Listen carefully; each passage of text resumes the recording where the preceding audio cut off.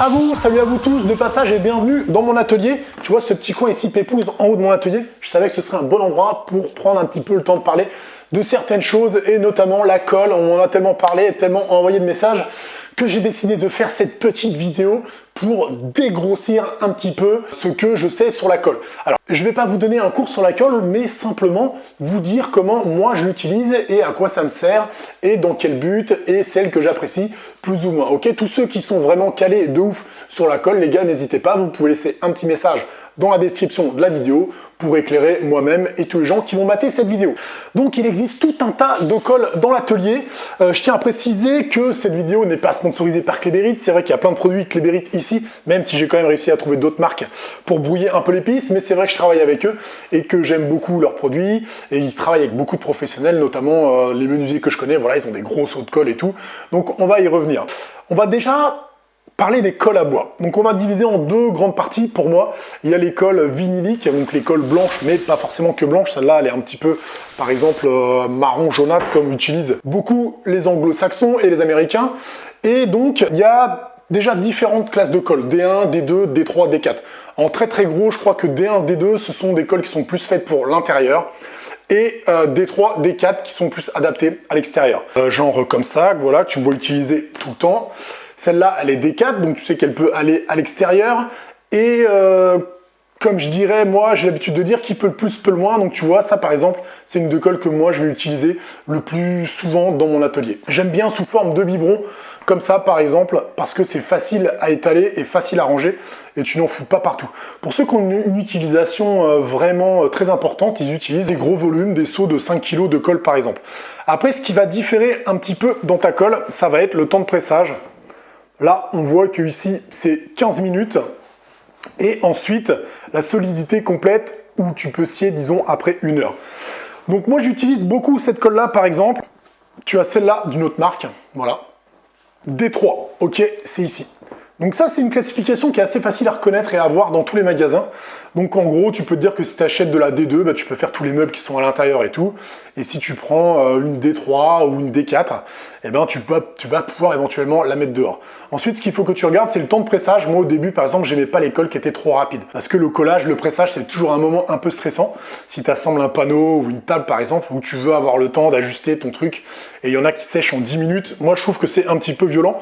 Donc je cours pas forcément après une colle qui serait ultra rapide, au contraire. Donc ça, c'était pour les colles blanches qu'on va utiliser dans quelles conditions, dans quel genre de projet. Par exemple, tout ce qui est collage de panneaux, bois sur champ. Donc tu vois, le bois, bon, c'est dommage, j'ai pas un bout de bois massif. Voilà, donc ça c'est un bout de bois massif, tu vois qu'il y a le sens du fil de bois qui est dans ce sens-là, c'est-à-dire que les fibres sont comme ça. Et donc tout ce que tu vas coller comme ça ou comme ça, avec une colle blanche comme ça, même une D2, ça va être extrêmement solide, même parfois plus solide que la fibre du bois. Tu peux faire des tests chez toi, laisser sécher complètement et essayer de le péter après, tu vas voir, ça va péter autre part que sur la colle. Ce qui est bien, c'est de presser fort avec des serre-joints. Les serre-joints, bon, voilà, le menuisier en manque toujours un peu dans son atelier. Ça coûte assez cher, mais bon, au début, tu peux t'acheter un peu n'importe quel serre-joint. Du moment que tu contrains ton panneau à rester bien droit, parce que quand tu vas le serrer, ça va avoir tendance à faire un arc de cercle.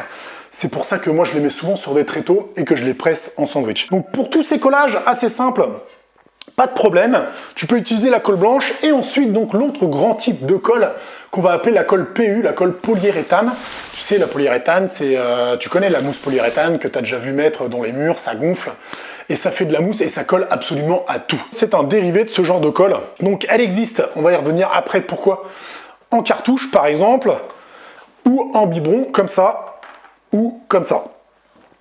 Alors cette colle-là, pourquoi et comment? Donc c'est une colle qui va, à la réaction de l'air, plus exactement de l'humidité qu'il y a dans l'air, je crois, se mettre à gonfler. C'est ça qui nous intéresse, c'est qu'elle va venir prendre de la place, par exemple rentrer dans les pores du bois et ça va fixer beaucoup plus solidement pour tout ce qui est bois composite, contreplaqué ou même collage en bois de boue. Par exemple, quand tu vas faire un caisson, tu vas te trouver à avoir du bois de boue ici et du bois de fil comme ça. Et bien là, moi je trouve que c'est intéressant d'utiliser une colle polyuréthane. Pour tous tes collages, avec ça, bon, c'est un médium, c'est du valchromate noir, par exemple. Tu vois, ici, c'est très poreux, comme le contreplaqué. Ici, quand tu vas coller sur le champ, ce sont des matières qui sont très poreuses, donc qui vont boire la colle blanche trop facilement, qui va te faire perdre de la force, selon moi, encore une fois. Et en utilisant une colle polyuréthane, eh bien ça va gonfler, il faut toujours presser, pareil, hein, c'est marqué dessus, soit 10 minutes, soit un quart d'heure, et ensuite, tu attends bien que ça sèche, avec un petit coup de cutter, tu viens enlever cette colle. Donc c'est une colle que j'apprécie de plus en plus, que j'utilise de plus en plus. Elle a bien sûr des propriétés techniques beaucoup plus puissantes que la colle blanche, ça n'a rien à voir, c'est beaucoup plus puissant, c'est un petit peu plus cher, donc tu ne vas pas l'utiliser tout le temps à tour de bras non plus, mais pour des petits assemblages simples, un peu plus techniques, c'est très intéressant. Donc moi au début je l'utilisais beaucoup dans ce conditionnement-là, qui est pas mal, parce qu'il est sous forme de biberon aussi, tu vois, tu l'ouvres, et tu peux faire couler, sauf qu'au fil du temps, je me suis rendu compte qu'il faut quand même bien nettoyer le bout du biberon, et ça peut faire des petites croûtes et commencer à se boucher. Parce qu'il faut savoir que cette colle-là, elle colle vraiment, je vais dire tout, mais beaucoup de trucs. Tu peux la coller sur le fer, la pierre, ça colle sur le plastique, sur tout un tas de matériaux, elle est carrément ultra polyvalente, et c'est ça qui est très intéressant avec ce genre de colle. Donc celle-là, je l'utilisais beaucoup avant, mais maintenant, je la préfère en cartouche. C'est juste une question de préférence, et à force d'utiliser, finalement, je trouve que la cartouche, c'est bien pratique, parce qu'en plus, elle a un bouchon au bout, donc elle sèche pas, et puis tu mets juste ce que tu as besoin. Il existe différentes cartouches, hein. Ouais, par exemple, tu as 2 colles PU différentes. Moi, je préfère celle-là, elle est un peu plus en mode gel, et elle sèche moins vite que celle-là, qui est un petit peu plus pâteuse. Ok. Et pour finir, dans la colle PU, il y a celle-là, vous la connaissez certainement pas beaucoup, sauf si là, vous l'avez vu sur ma chaîne. C'est vraiment la colle la plus puissante de ouf qui existe par exemple chez Clébérit, qui sert à faire du lamellé collé. Tu vois, rien que ce petit pot-là, il doit valoir 60 balles ou 70 balles. Et donc, bah, toujours pareil, qui peut le plus, peut le moins, c'est vraiment pas indispensable, mais vu que moi j'en ai, bah, je l'utilise pour coller toutes mes tables avec des gros plateaux de 50 mm par exemple. Comme ça, je suis vraiment sûr de mon coup, que ça bouge pas. Et elle a vraiment une odeur très particulière. Ah, bien sûr, tu peux pas sentir, mais elle sent carrément la chimie nucléaire, et tu as compris que c'était vraiment pas de la rigolade cette colle. Donc moi, celle-là, je l'aime bien et je l'utilise pour coller mes tables. On a fait le tour des colles vinyliques et des colles PU. Il existe tout un tas d'autres colles que tu vas pouvoir trouver dans ton atelier et dans les chantiers, notamment ça par exemple, c'est ce qu'on va appeler une colle contact. La colle contact, c'est une colle néoprène que j'utilisais pas mal avant, maintenant carrément plus du tout, parce que je la trouve beaucoup moins pratique. Comment ça s'utilise? Ça, il faut que tu le mettes sur les 2 surfaces que tu veux coller. Par exemple, surface A, surface B, tu vas étaler ta colle néoprène. Et celle-là aussi, elle a l'avantage de coller tout de suite immédiatement sans pressage. Tu n'as pas besoin de presser pendant 10 minutes. Tu attends que tes 2 surfaces soient sèches au toucher. Et quand tu vas les appliquer, donc c'est pour ça qu'elle s'appelle colle contact, tu appuies fort dessus et là c'est terminé, tu as ton collage qui est définitif. Elle existe aussi en bombe, là par contre je l'utilise. Je trouve ça très pratique, par exemple pour mettre sur des revêtements, moquettes, ce genre de choses, mais c'est pas donné non plus, c'est vrai, mais c'est très utile.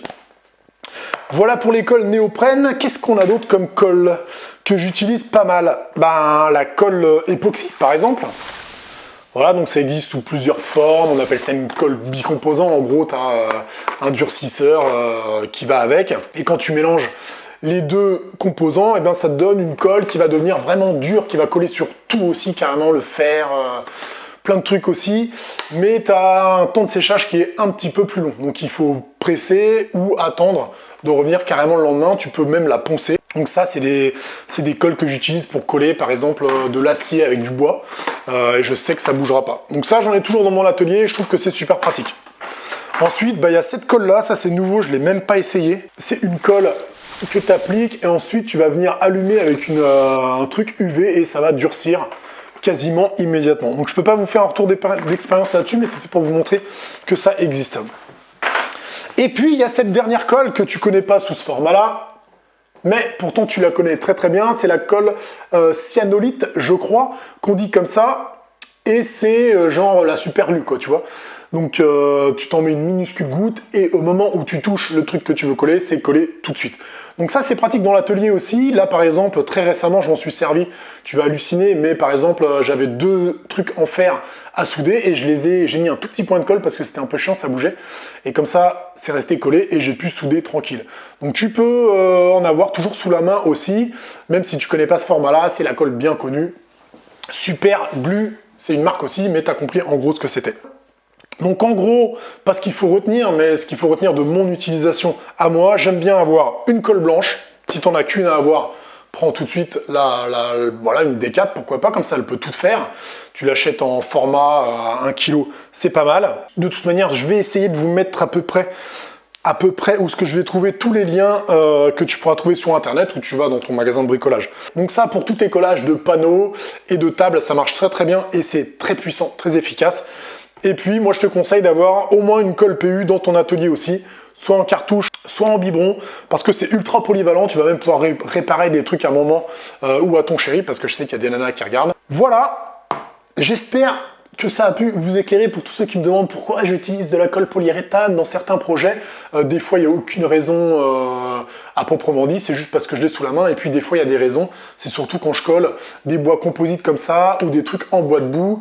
Et puis surtout, elle est quand même plus puissante que la colle blanche. N'hésitez pas à laisser un petit commentaire en bas si vous avez des trucs à dire. Merci d'avoir visionné cette vidéo. Un petit pouce en l'air si ça a pu te rendre service ou si tu trouves que c'est pertinent. Tu peux même la partager. C'est un petit format vidéo que je ne vais pas faire tous les jours, mais là, il fallait que je parle de ça. Peut-être qu'on le fera sur des produits de finition du bois. Si ça peut vous intéresser, mettez-moi un message dans les commentaires. Merci de me suivre. Pour ceux qui veulent plus de copeaux, vous pouvez aller faire un petit tour sur Instagram. Il y a plein de trucs, plein de photos tous les jours en direct, des stories, etc.